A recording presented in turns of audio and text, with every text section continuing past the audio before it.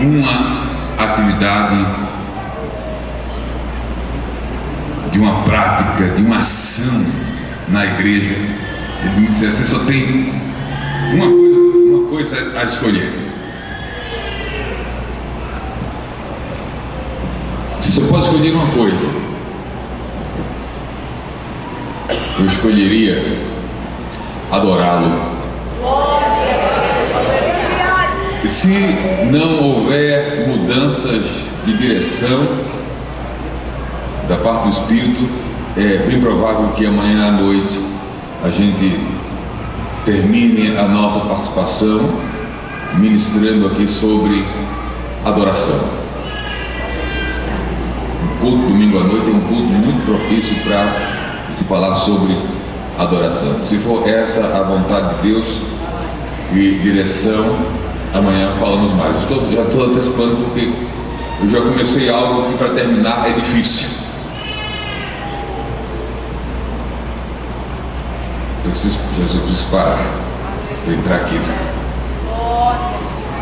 Então eu escolheria adorar a Deus. Adorar a Deus, eu preciso parar. Vou abrir a Bíblia aqui lá na arca. Senão eu vou com a adoração aqui até terminar o culto agora. E para concluir amanhã. Mas vamos deixar para amanhã. Mas que adorar a Deus é bom,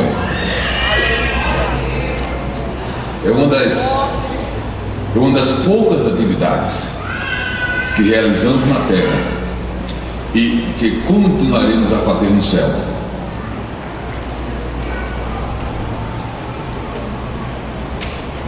A título de informação, o pastor Silas até nos pediu para reforçar, os nossos livros acabaram-se, os que trouxemos foram todos vendidos, então não temos mais para esse momento. Muitos irmãos procuraram a educação teológica nas Assembleias de Deus no Brasil, e ontem mesmo, porque trouxemos uma pequena quantidade, logo ontem à noite já tinha se esgotado. Os demais se esgotaram hoje à tarde. Os irmãos têm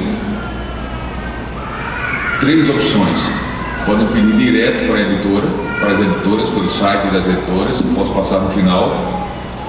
Podem pedir direto para mim, eu posso esperar voltar aqui uma outra vez e trazer. Eu estou me convidando, não estou convidando não, tem um negócio apertado que chegou no que vier, vocês não viram uma coisa. Se depois dessa ele disse, se espere. Então tem essas opções, e quem precisar dos nossos contatos para qualquer uma dessas 2 primeiras possibilidades, a gente no final passa para os irmãos.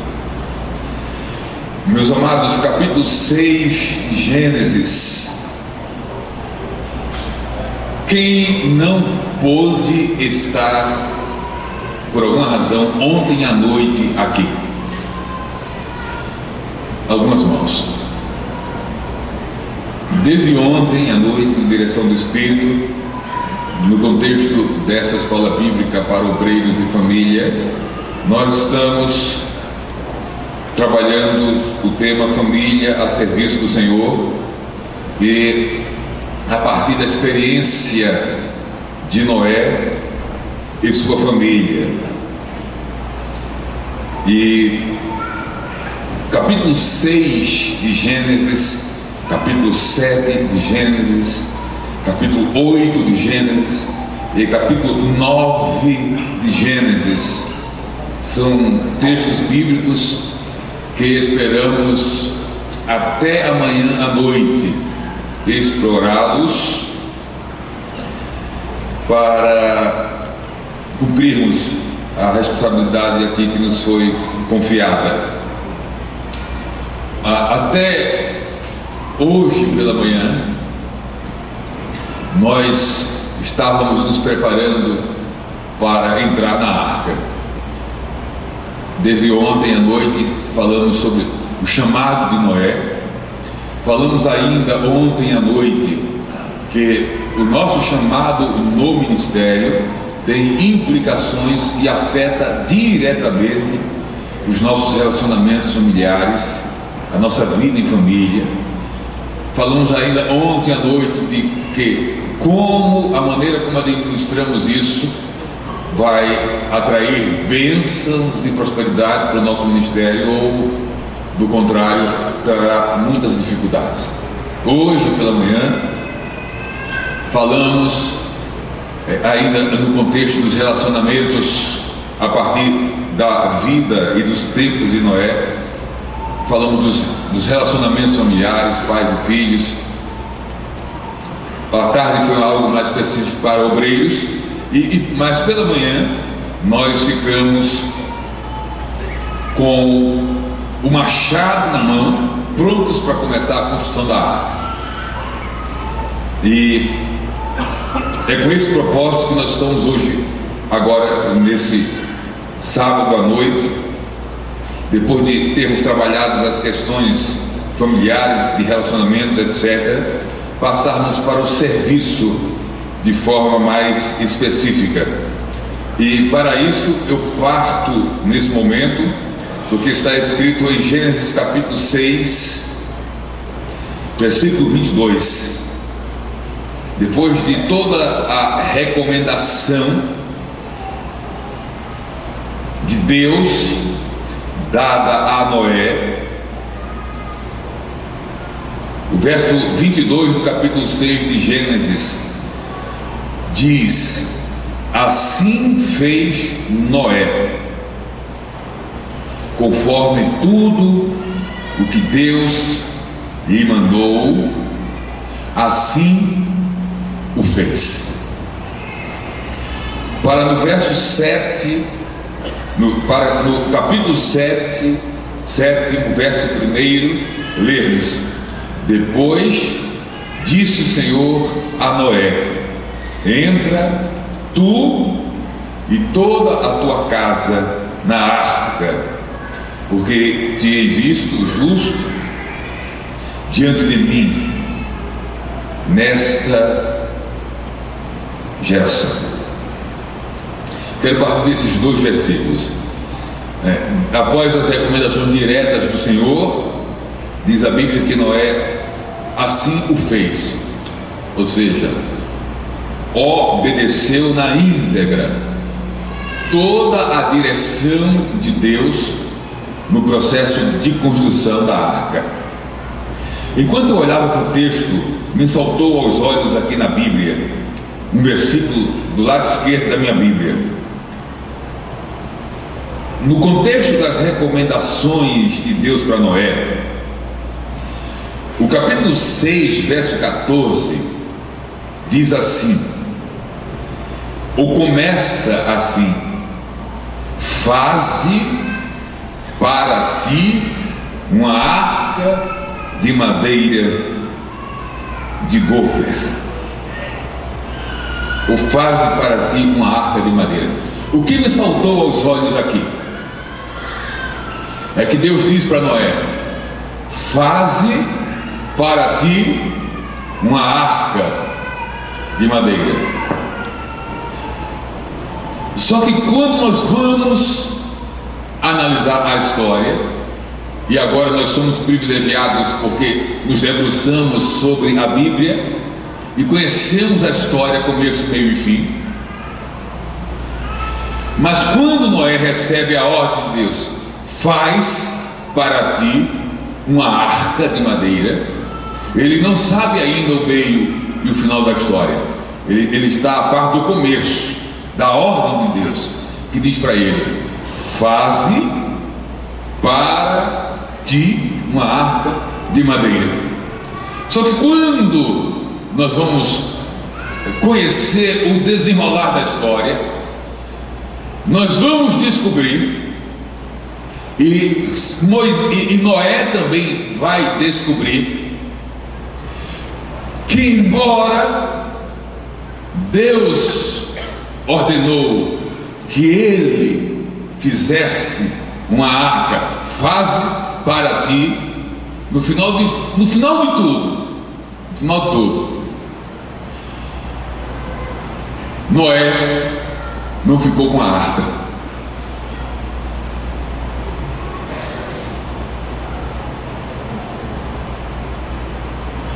No final de tudo, a arca que Noé fez para ele, na realidade, em última instância, não era para ele. Noé fez para Deus. Por quê? Porque a arca foi uma obra realizada por Noé para que Deus cumprisse os propósitos dele. Nós vamos entender pelo Espírito hoje à noite que aquilo que Deus nos manda fazer, que realizamos, que construímos, que edificamos, no fim de tudo, nós não fazemos para nós mesmos, nós fazemos para Deus.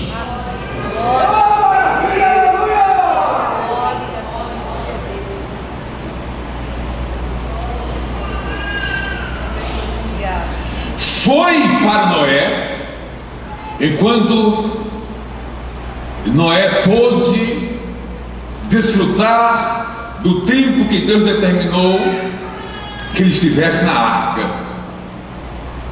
Cumprido o tempo, a arca não serviu nem para Noé morar nela.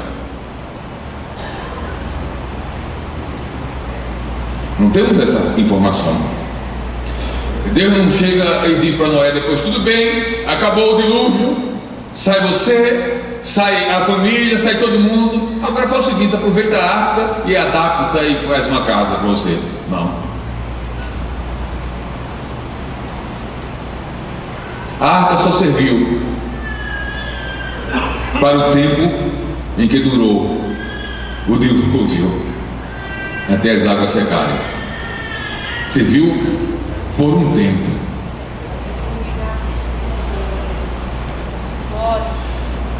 Assim fez Noé. Mas Noé não fez só. Já falamos desde ontem que Noé cumpriu o propósito de Deus de construir a arca com a cooperação da sua família. Por isso a necessidade de nós, enquanto obreiros, considerarmos e honrarmos muito a nossa família, porque a nossa família está envolvida no nosso ministério, construindo a arca com a gente. Sem a nossa esposa, sem a vossa esposa, o irmão não constrói a arca. Sem os vossos filhos, não dá para construir a arca. A arca é construída pela família. Os filhos casam e às vezes vão, mas fica a esposa. Aí quando os filhos vão, o que Deus manda fazer é você e a esposa construindo juntos. Por isso a importância fundamental de todas as questões que tratamos aqui até hoje pela manhã sobre relacionamentos. Noé faz para depois o Senhor ordená-lo: entra tu e toda a tua casa na arca. Vamos permanecer alinhados com aquilo que Deus deseja falar conosco nessa noite. As obras que realizamos ou devemos realizar por direção de Deus. A arca representa e simboliza para todos nós nessa noite essas obras que Deus nos chama a realizar. Ele nos chama a realizar e a construir, e algumas dessas obras, após edificarmos e construí-las, Deus diz para a gente: passa um tempo aí. Você vai não apenas construir a arca, mas você vai passar um tempo na arca.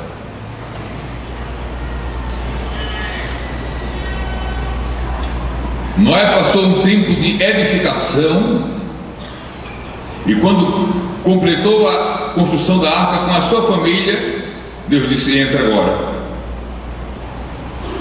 a Bíblia tem um detalhe sobre isso que a maior parte aqui conhece. Noé entra para, no verso 16 do capítulo 7, a Bíblia dizer o seguinte: e os que entraram, macho e fêmea de toda a carne, entraram como Deus lhe tinha ordenado. E o texto de Gênesis 7:16 diz assim: e o Senhor a fechou por fora.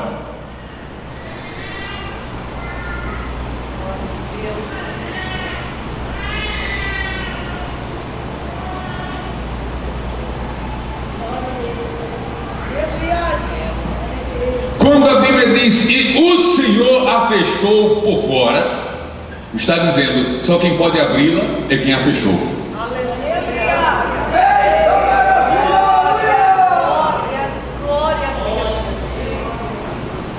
E está vindo umas coisas agora no meu coração, aqui e aqui.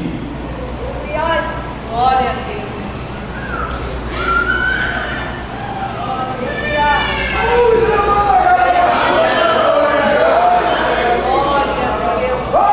Ninguém consegue, falamos ontem, mergulhar muito fundo no próprio ser. Se você tentar mergulhar muito fundo em si mesmo, vai morrer afogado. Agora imagina tentar mergulhar no ser de Deus.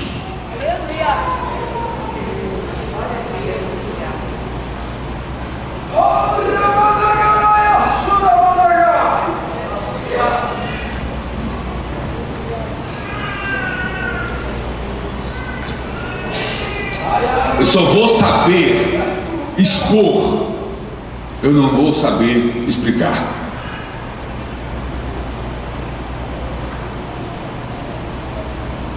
Explicar de forma detalhada, explicar de modo racional, só vou saber expor. Há obras que Deus nos manda fazer e nos dá certa liberdade para entrar, permanecer e sair.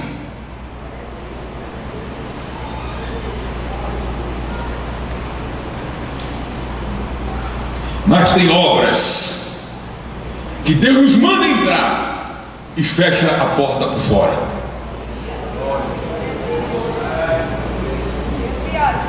Você quer sair? Pense em sair. Imagina sair, deseja sair, mas não pode, porque Deus fechou a porta por fora.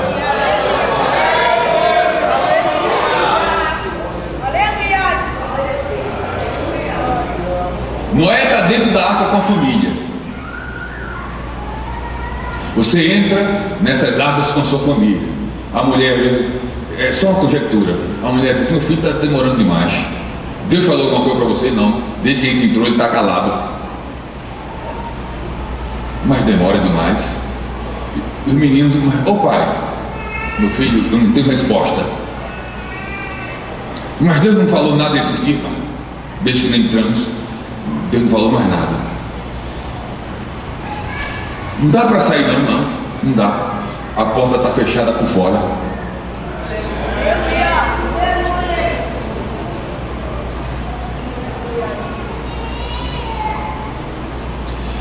Há quem imagine, eu já ouvi isso, eu não encontrei, e eu estou sempre aberto para aprender, e Deus sabe disso. Eu já ouvi, e é possibilidade, isso é uma possibilidade, alguém falar que Deus fechou a porta por fora para que Noé não se apiedasse dos gemidos e do desespero de quem ficou e de repente abrisse a porta para alguém entrar. Eu já ouvi alguém falar isso. Não sei. Eu só sei de uma coisa: quando Deus fecha a porta por fora, quem está fora não entra, e quem está dentro não sai.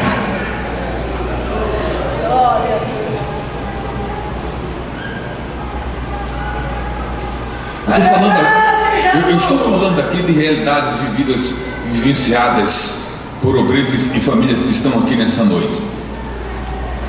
Alguns já tentaram sair da arca, mas não conseguem, porque Deus fechou a porta por fora. Você só vai sair quando Deus abrir a porta por fora. E se sair antes, vai morrer afogado com a família toda.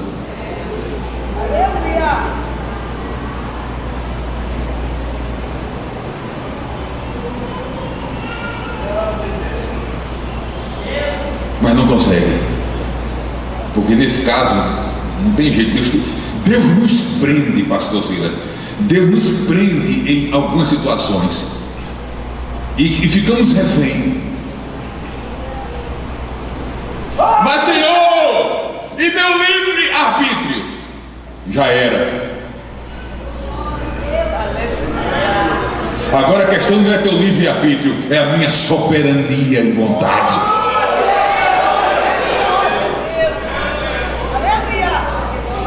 Lembra de hoje de manhã?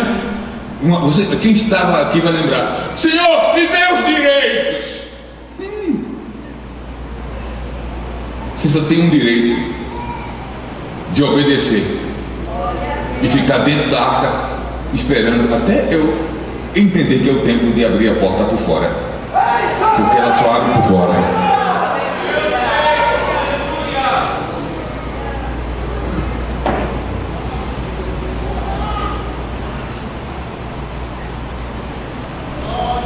Eu falei ontem ou hoje pela manhã que a arca foi um tempo, a construção e a permanência de Noé na arca foi uma obra por um tempo, uma etapa, uma fase, uma missão na vida de Noé que durou até o dia que ele saiu da arca.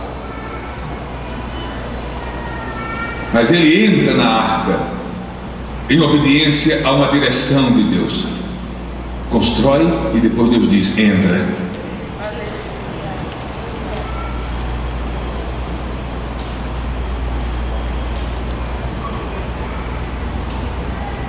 Todas as vezes que nós obedecemos a Deus para ir a lugares, para entrar em algumas portas, sempre algo precisa ser deixado para trás.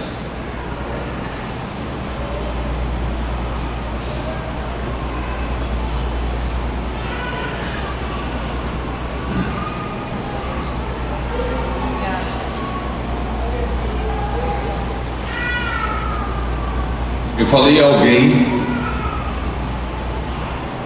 ou algumas pessoas, que hoje eu acreditaria que seria uma oportunidade de compartilhar rapidamente um testemunho pessoal. Esse meu testemunho de quase 3 anos na Itália, de onde retornei há quase um ano, onde eu fui com a plena convicção de estar indo em obediência a uma direção de Deus. Essa convicção foi compreendida pelo meu pastor, foi compreendida pela igreja. Alguns aqui e ali não entenderam, até hoje tem quem não entenda, porque essas questões são muito íntimas e pessoais, e não dá para você entender os planos e o jeito, e porque Deus trabalha na vida das pessoas, é muito específico. O importante é quem está lidando com Deus ter a consciência e a clareza de entendimento de que de fato é Deus que está guiando. E eu fui para a Itália, depois a coisa canalizou para isso. A princípio eu não entendi direito a visão que Deus tinha dado, e a coisa culminou com um trabalho missionário, e eu fui. Mas quando eu fui para a Itália, construir a arca lá e ficar por um tempo na arca, eu tive que deixar algumas coisas para trás. Foi esse o nó que deu no juízo de muita gente. Pastor, e o que é que o senhor teve que deixar para trás? Parentes, familiares, amigos, a igreja onde servia. Ok. Primeira coisa que deixamos para trás: pessoas amadas. O que mais o senhor teve que deixar? Então vamos falar de coisas agora, porque primeiro vem as pessoas, depois vem as coisas. Deixei pessoas amadas para trás, mas deixei algumas coisas. Patrimônio, eu deixei para trás alguns cargos eclesiásticos. Eu deixei para trás a vice-presidência da igreja em Abreu Lima.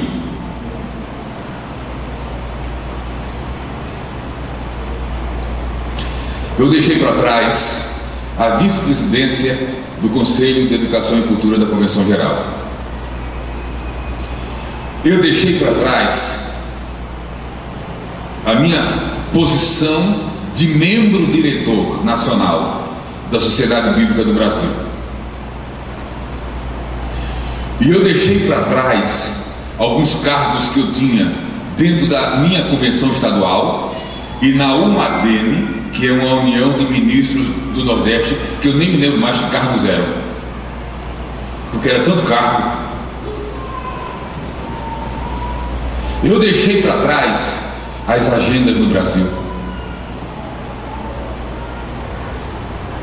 Eu deixei para trás o acesso a esse volume maravilhoso de publicações de livros aqui, que você não encontra na Itália.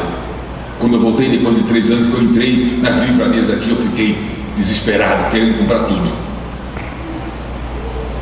Até hoje eu estou comprando.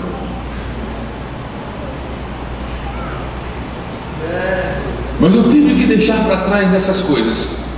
E pela graça de Jesus eu confesso para vocês, digo, não minto, eu não tive dificuldade em deixar para trás essas coisas. Quando eu estive em Cuiabá, em 2015, na convenção, o meu corpo e minha mente estavam ali para cumprir com o meu compromisso, ou com meus compromissos ainda firmados no Brasil, mas o meu coração já estava na Itália. E sabe o que me esperava na Itália? Um grupo de 10 a 12 pessoas.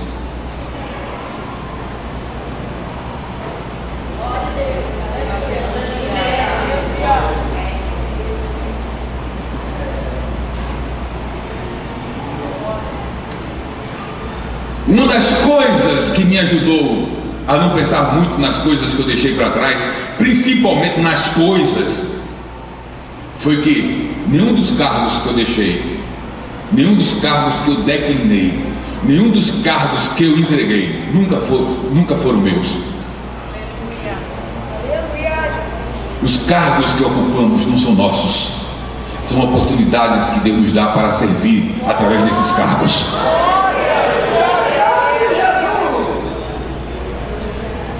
Sim, não apenas os dons e ofícios são deles, os cargos também são deles. E se o dono é ele dá, e na hora que quer, ele diz: devolve que eu vou passar para outro.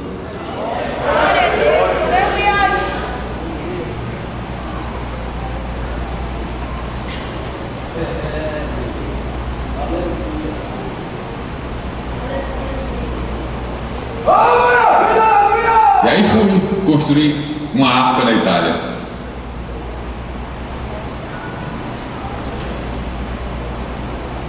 Pedro, o apóstolo Pedro. Eu não passei pela crise que Pedro passou. Alguns passam. Pedro teve algumas crises durante o seu treinamento, quando Jesus o preparava para o apostolado. E no contexto da história do jovem rico, que vai embora triste, porque Jesus diz: olha, vende tudo que você tem e distribui com os pobres, já que você é tão cumpridor da lei. O jovem rico vai embora e Pedro fica com um negócio na cabeça, acho que é Mateus 19. Aí Pedro pensa assim, diz: Senhor, por falar nessas coisas, nós deixamos para trás algumas coisas e algumas pessoas. E o que a gente vai ganhar com isso?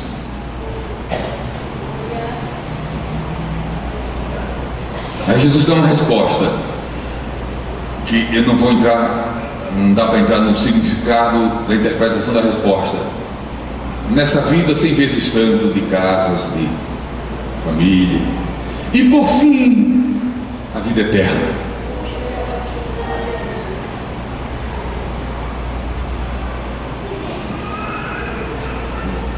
Jesus passou, voltando mais atrás, lá pela praia do Mar da Galileia, e disse para aqueles pescadores: vinde após mim e eu vou fazer de vocês pescadores de homens. Eles confiaram, deixaram pai, amigos, família, deixaram a estabilidade do trabalho que tinha como pescadores e foram viver com Jesus de oferta.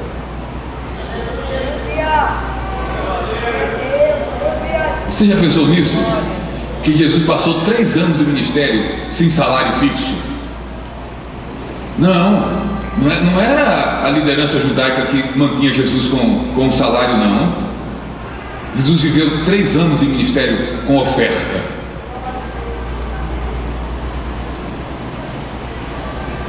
As mulheres que o seguiam, servia Jesus e os seus discípulos com seus bens. E quem foi seguir Jesus com uma responsabilidade maior de ser treinado, foi viver de oferta. Volto já para fechar essa história. Eu fui para a Itália.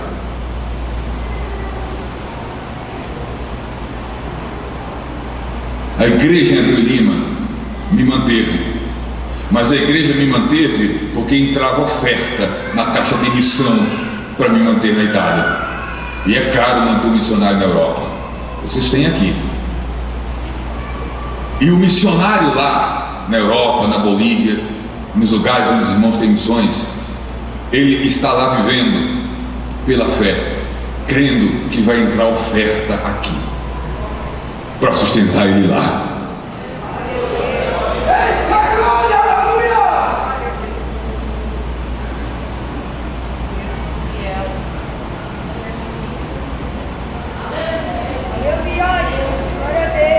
Eu não conheço a maioria aqui, não conheço pessoalmente, mas pela experiência que tenho de vida, eu passei por essa experiência e com certeza há obreiros, é provável que haja obreiros aqui de tempo integral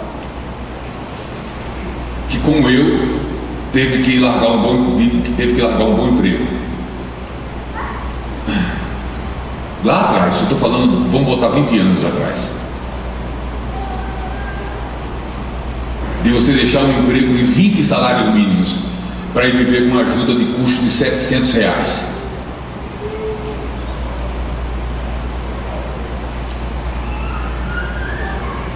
E ainda ouvi do presidente na época o seguinte: se você tiver fé, você deixa o emprego, quem vai dar uma ajuda para você. Mas ele não disse quanto era.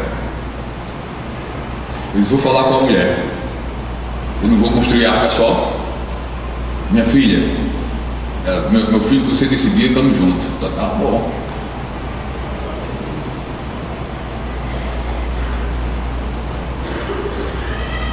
Nós fomos para a Itália, deixamos para trás essas coisas. Pedro deixou para trás o que deixou. Todas as vezes que tomamos uma decisão em obedecer ao Senhor, alguma coisa vai ficar para trás. De algumas coisas teremos que abrir mão, mas outras, novas e maiores, chegarão.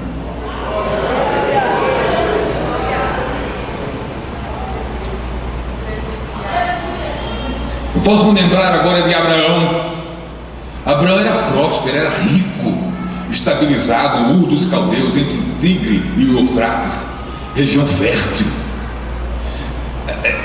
Talvez a cidade mais importante, ou mais próspera, melhor dizendo, do mundo de Abraão, do tempo de Abraão. E Deus disse: sai da tua terra, sai da tua casa, sai da tua parentela, para uma terra que eu te mostrarei. Te mostrarei. E como a gente está falando de família, de vez em quando eu me pego imaginando. Permita-me, imaginar não é pecado. Eu fico imaginando o dia em que Abraão chegou para Sara para dizer para ela: a gente vai embora de Ur.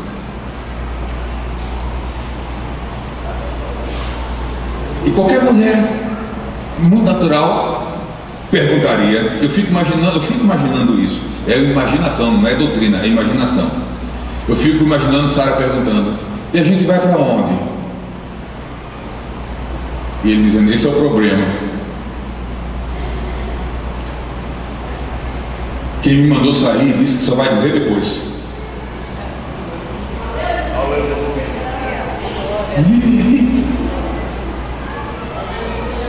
E cada um que se coloque na medida do possível no lugar de Abraão, com seu emprego federal, público, com seu comércio, dizendo para a mulher: minha filha, vamos embora de Tangará.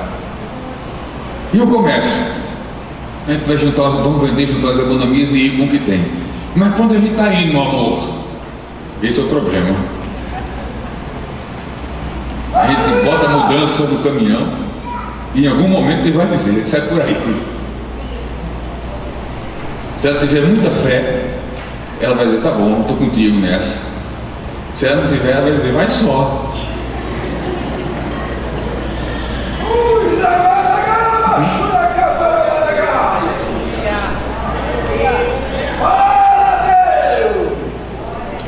Olha a importância de entender o contexto da família.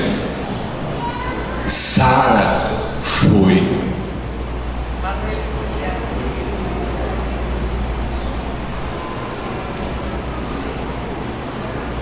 E aí, quando Abraão obedece, aí Deus conta o resto da história.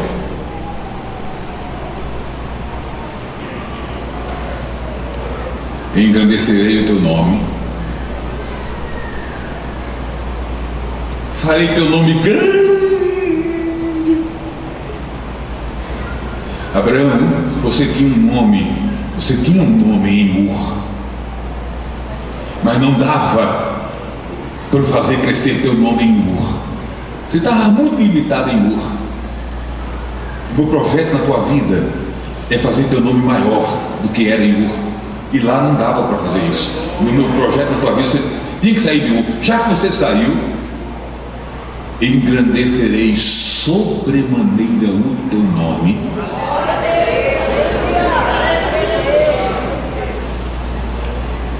Multiplicarei a tua descendência, abençoar-te-ei grandemente.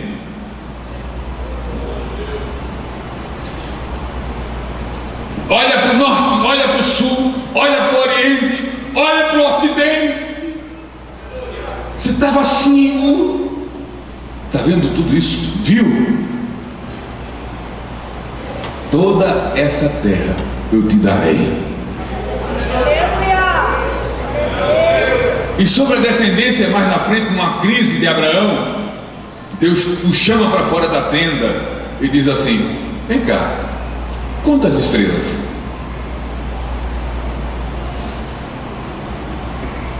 Não dá. Pois é, assim será a tua descendência.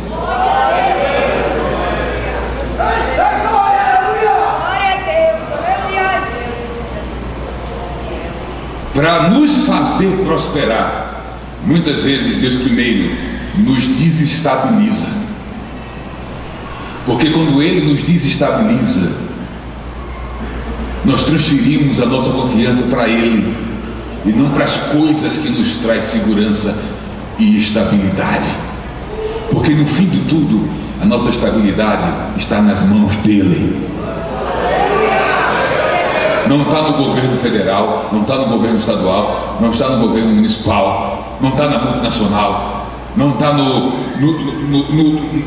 na atividade profissional bem-sucedida. A nossa estabilidade, a nossa segurança, a nossa manutenção, o nosso sustento, a nossa provisão vem e está nas mãos dele. Todas essas coisas que acabei de falar são só meios que Deus usa para nos prover.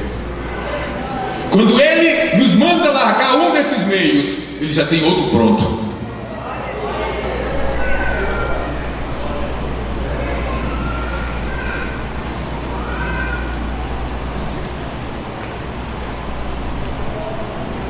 Pedro deixou tudo, Noé deixou coisas para trás.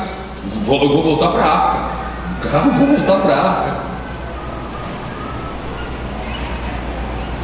Todas as vezes que a gente deixa para trás na direção de Deus algumas coisas e seguimos em obediência na nova direção que Deus nos dá, coisas novas e maiores são agregadas ao nosso ministério. Aleluia! Perdemos algumas coisas que provavelmente algumas delas nunca mais teremos, porque o que tem pela frente de Deus não vai precisar do que a gente tinha. É um outro tempo, é uma nova fase, é um outro nível de Deus para a vida da gente. Vou voltar para Pedro. Deixou coisas e até pessoas e seguiu o projeto de Jesus para a vida dele. As coisas materiais que Pedro abriu mão, o Senhor supercompensou com coisas espirituais. Aleluia. Ainda no treinamento, Jesus disse para os apóstolos, para os discípulos: eis que vos dou autoridade para pisardes serpentes, escorpiões e toda a força do maligno, e nada vos fará dano algum.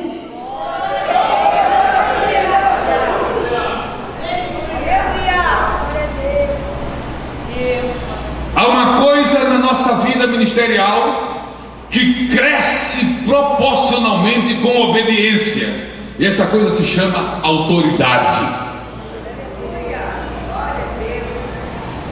E é uma obediência na nossa relação com Deus e uma obediência na relação com a autoridade delegada por Deus. No caso do pastor da igreja, o seu líder imediato.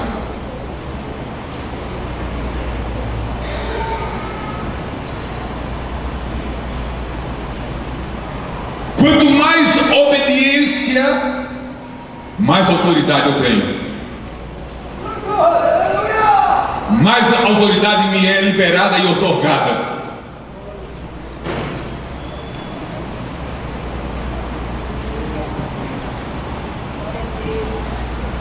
Há orientações que Deus nos dá, que a gente não entende, mas não é para entender todas as vezes, é para obedecer todas as vezes. E aí, quando a gente obedece, autoridade. O ato de obediência dos apóstolos e discípulos liberou autoridade sobre a vida deles, autoridade espiritual. Eis que vos dou poder, autoridade para pisar serpentes, escorpiões e toda a força do maligno, e nada vos fará mal algum. Eles continuaram no projeto de obediência para, em Atos 2, serem plenos do Espírito Santo, porque obedeceram. Jesus disse: fiquem em Jerusalém, não saiam de lá, até que do alto vocês sejam revestidos de poder. Obediência eles ficaram, foram cheios do Espírito Santo.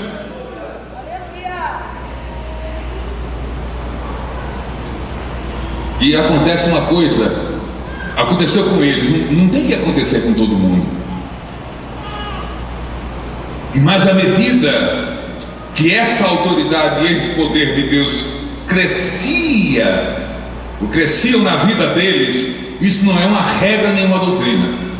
Foi uma coisa direcionada para eles. É diferente comigo, com você, outros na história da igreja e na própria Bíblia, com outros foi diferente. Por exemplo, falamos agora de Abraão. Quando Deus chamou Abraão, Abraão não teve que deixar em Ur os seus bens, ficou as terras, mas vieram os camelos, as ovelhas, os empregados. Deus não disse deixa tudo, Deus disse deixa algumas coisas. Então nem todos que vão ser chamados por Deus para um projeto no seu reino vão ter que viver do ponto de vista financeiro sempre dependendo do que vem, do que vai entrar amanhã. Nem sempre, nem sempre. Mas com os apóstolos foi quase isso. Eles não prosperaram financeiramente na mesma medida que prosperaram espiritualmente. E a prova disso é que em Atos 3, já cheios do Espírito, com muita autoridade, porque antes da grande comissão nos é registrado uma outra dimensão de autoridade dada, quando Jesus diz: ide por todo mundo e pregai o evangelho a toda criatura. Todo poder foi me dado no céu e na terra. E aí Jesus delega autoridade para eles. Já tinha delegado antes e agora delega em um nível maior de autoridade, porque obediência agrega autoridade.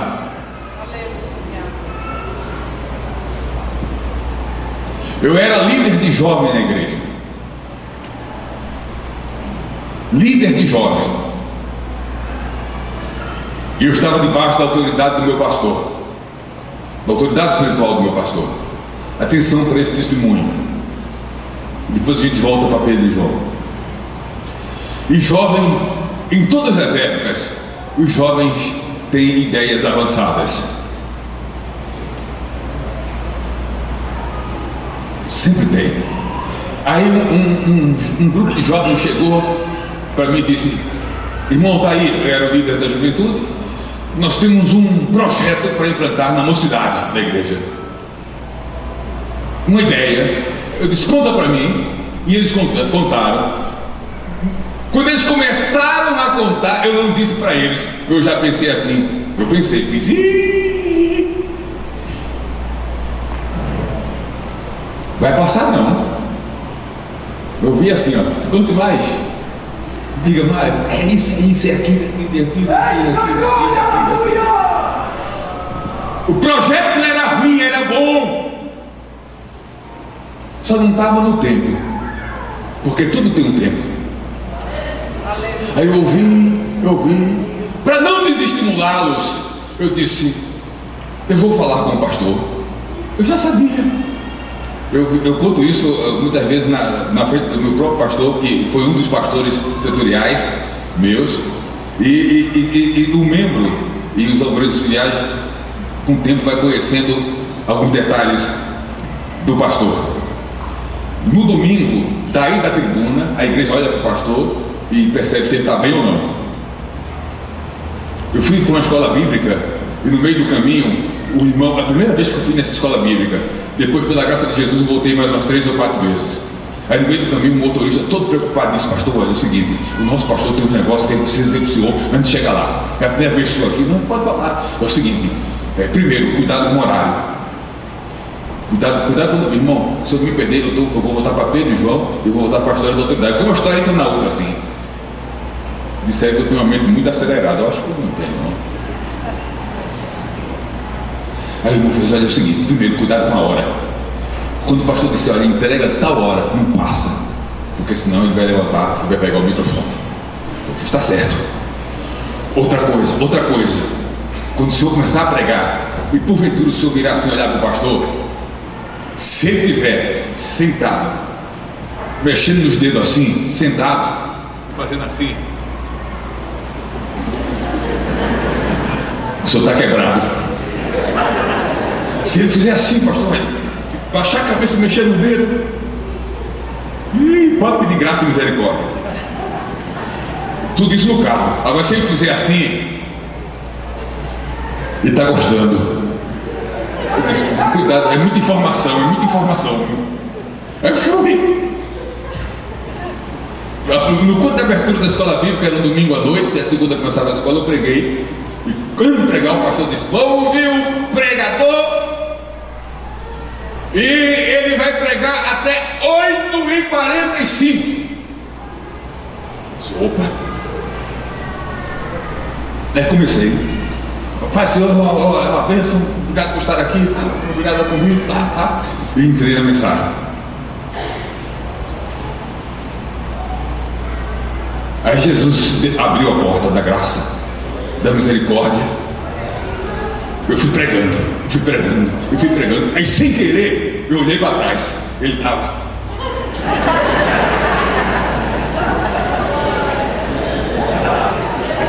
Ele não era nem intenção, eu estava, aleluia. Quando deu 8h40, era 8h45. Aí eu parei bruscamente. Disse: amados irmãos, o pastor me deu a oportunidade para pregar até às 8h45. São 8h40. Eu entrego, eu devolvo o microfone agora e fico com 5 minutos de crédito. Aí ele fez assim: não, vai até 9h15. Meu aleluia. Só para dizer que ele conhece um pouco do pastor da gente, né? Aí eu fui no meu pastor. Eu tinha que ir para justificar, porque o líder de jovem, ele é um mediador entre a juventude e o pastor. O líder de jovem não é alguém colocado para colocar a juventude contra o pastor. Ele trabalha em favor do pastor. O líder de jovem nem sempre entende a mente do pastor, porque só quem entende a mente do pastor é Deus. Foi difícil para mim aprender isso, mas eu aprendi. Então, veja se aprende hoje, porque senão você vai aprender do jeito mais difícil.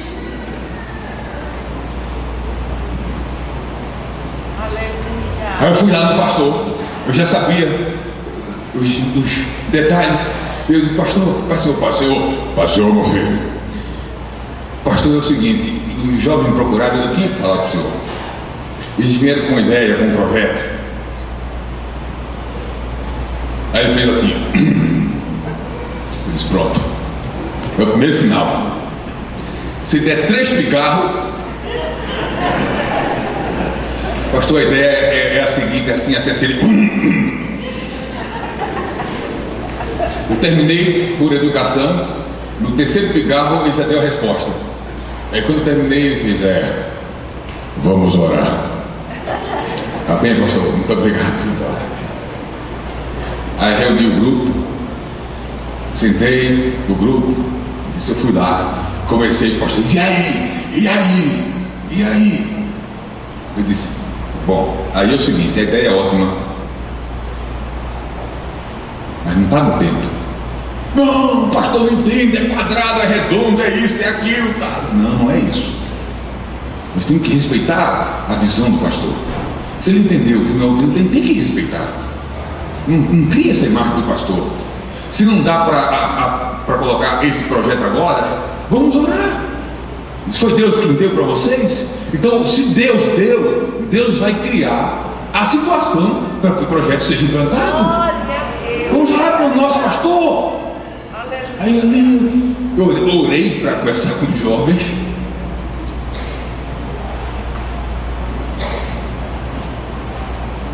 E eles entenderam, caminhei assim, mas continuaram servindo a Jesus. Para importar o testemunho, 10 anos depois, eu me tornei o pastor dessa igreja, da mesma igreja.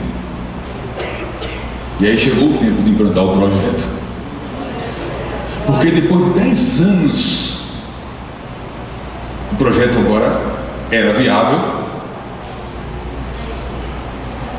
pela submissão que tive lá atrás e obediência ao meu pastor, eu assumi a igreja com autoridade espiritual, porque essa autoridade está relacionada com obediência. E um certo dia, enquanto eu era o pastor da igreja, me chega o líder dos jovens para mim, agora pastor, e diz assim: pastor, tem um projeto aí. Só que agora eu era o pastor. Eu fiz: esse projeto aí eu acho que é para mais 10 anos para frente. Está 10 anos na minha frente.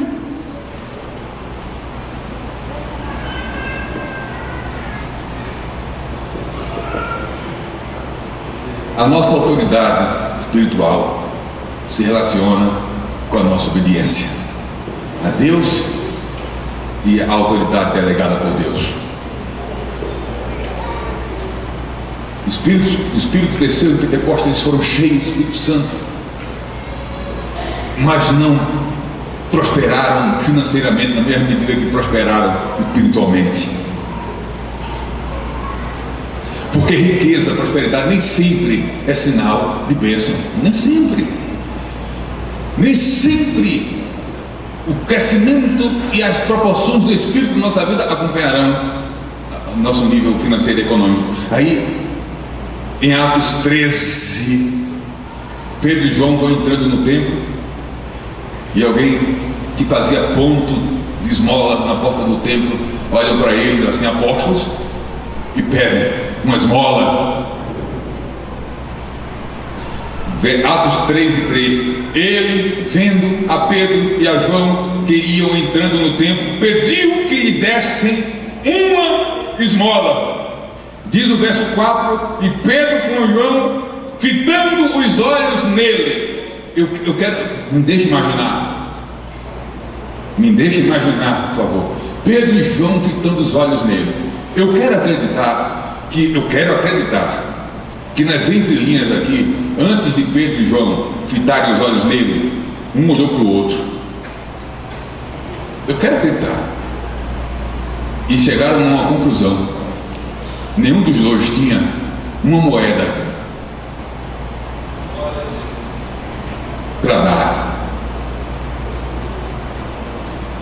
mas eles estavam indo na hora da oração, mas não tinha dinheiro no bolso.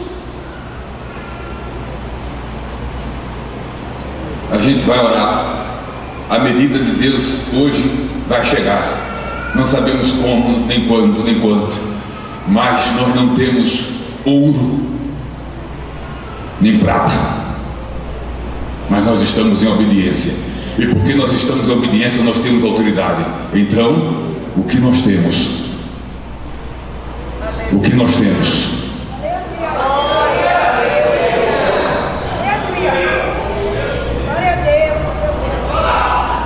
Em nome de Jesus, levanta e anda.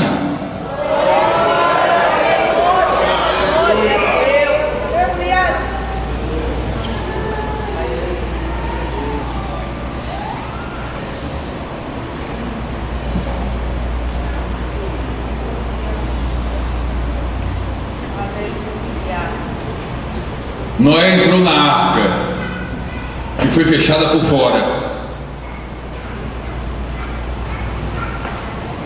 até que no capítulo 8, verso 15, Deus quebra o silêncio e diz, verso 16: sai da arca, tu e tua mulher, e teus filhos, e as mulheres de teus filhos contigo. Tudo que Noé tinha ficou para trás. Ele entrou com a família, não ficou ocioso na arca, tinha os animais para cuidar, teve muito trabalho dentro da arca, mas a arca só serviu para Noé por aquele tempo, porque no final das contas, como falamos no início, a arca não foi construída para ele como propriedade dele, porque o que fazemos para Deus em última instância é tudo propriedade dele, é tudo dele, é tudo para ele, para a glória dele, para o louvor dele, para a adoração a ele. para a exaltação dele, é tudo para ele.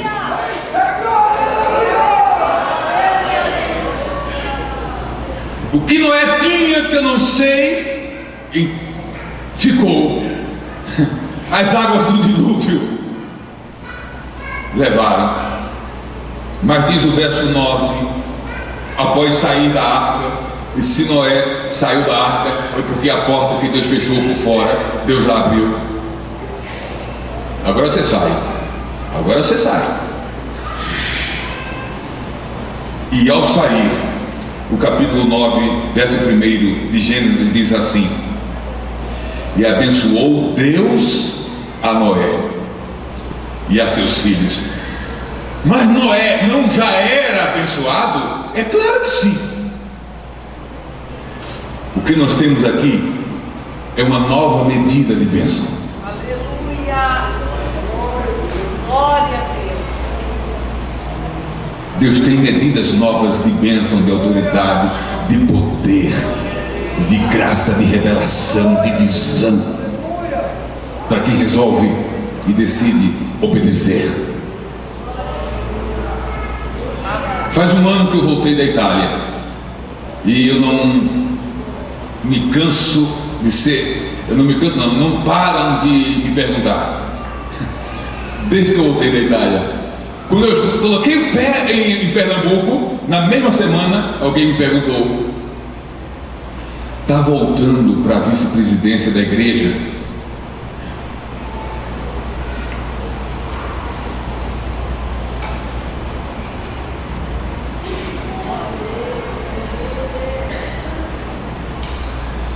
Por que eu tenho que voltar para a vice-presidência da igreja? Essa decisão não compete a mim, eu não sei.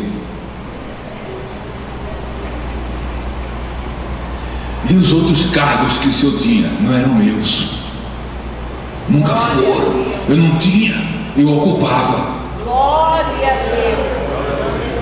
Aleluia. Deus.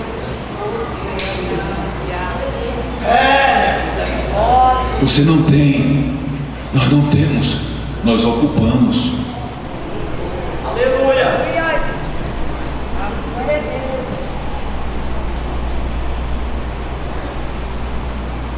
Eu tento resumir a minha experiência, partindo das experiências bíblicas, da seguinte forma: eu fui para a Itália e deixei para trás muitas coisas que eu tinha, e algumas delas eu nunca terei novamente, porque ocupei e foram minhas, como a arca foi para Noé, por um tempo.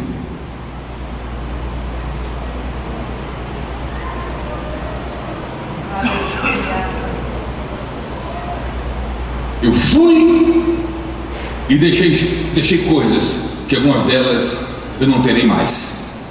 Algumas delas, não sei quais. Mas eu voltei da Itália com coisas que eu não tinha quando fui. Aleluia.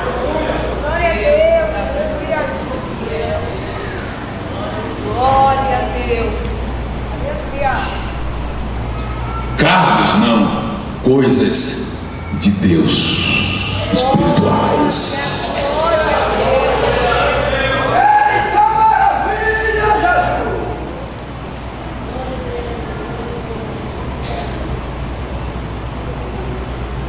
Então, se você arriscar, ou arriscar-se me perguntar hoje: o senhor tem cargo? Eu não tenho cargo. Eu tenho um cargo. Me deram um cargo. Me pedi, me deram. Eu não tenho os cargos que eu tinha, mas o que eu tenho. Aleluia. Glória, glória, glória a Deus. Aleluia. Deus.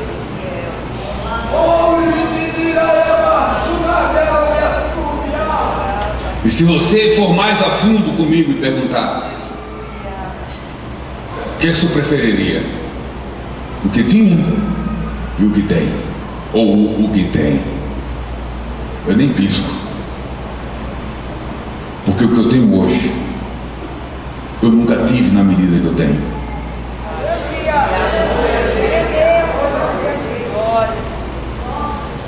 E eu tenho a consciência que se Deus quiser me dar mais ainda das coisas que me deu, mais coisas eu vou precisar abrir mão.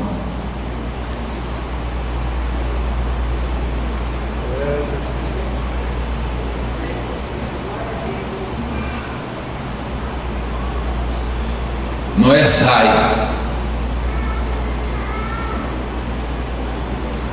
já sai recebendo a bênção. Noé, esse é o relato. Na primeira pessoa ficaria assim: Noé, eu abençoo você e a tua família.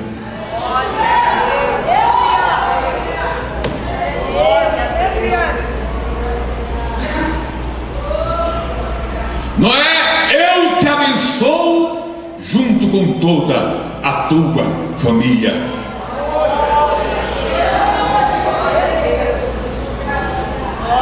Deus quebrou o silêncio com uma ordem: sai da arca, e com uma bênção.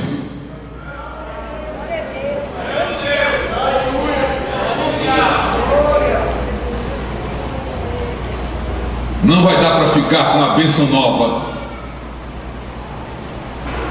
com a medida nova, com a proporção nova, agarrado nas coisas lá de trás, agarrado no que tem hoje. O próximo nível, a próxima dimensão, a próxima subida de Deus no ministério vai implicar em abrir mão de alguma coisa. Se prepare para deixar para trás alguma coisa, porque tem coisas maiores de Deus vindo por aí na vossa direção. Não se apegue com a arca, nem o que ficou para trás. Porque, pensa comigo, primeiro teve que desapegar do que tinha, e depois da arca que construiu. Vamos aplicar isso? Você levanta e constrói uma congregação com as próprias mãos. Vai pegar agora. Você constrói. Não é manda fazer não, você está lá mexendo massa, levantando tijolo, é pedreiro, constrói. Eletricidade e água. Chama o pastor, inaugura, o pastor deixa você dirigindo a congregação. Aí você se acostuma com a arca. Construiu, se apega, tem afetividade no processo. Aí um dia, na direção de Deus, o pastor te chama e diz: meu filho, é tempo de deixar a arca.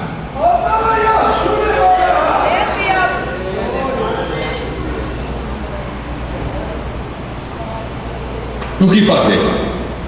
Sai da arca quando chegar o tempo de deixar a arca. Tem missionário aqui e sabe o quanto é doloroso quando chega o tempo. São duas dores, é a dor de ir e a dor de ter que voltar. Vai desapegando, porque está chegando o tempo de você sair da arca, porque há coisas maiores de Deus para a tua vida, e não dá para receber o que tem de Deus preparado dentro da arca. Tem que sair da arca. Deixa para trás a arca, deixa para trás as coisas e caminha na direção daquilo que tem pela frente.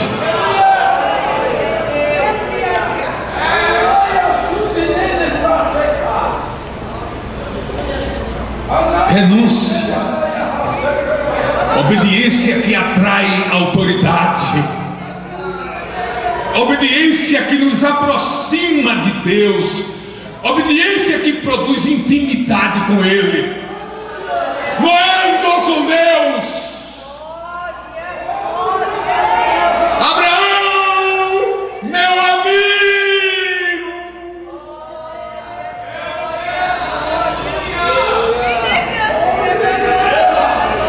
Davi, imperfeito, homens, e achei Davi, imperfeito, mas homem segundo meu coração. Você pode ficar de pé hoje à noite aqui?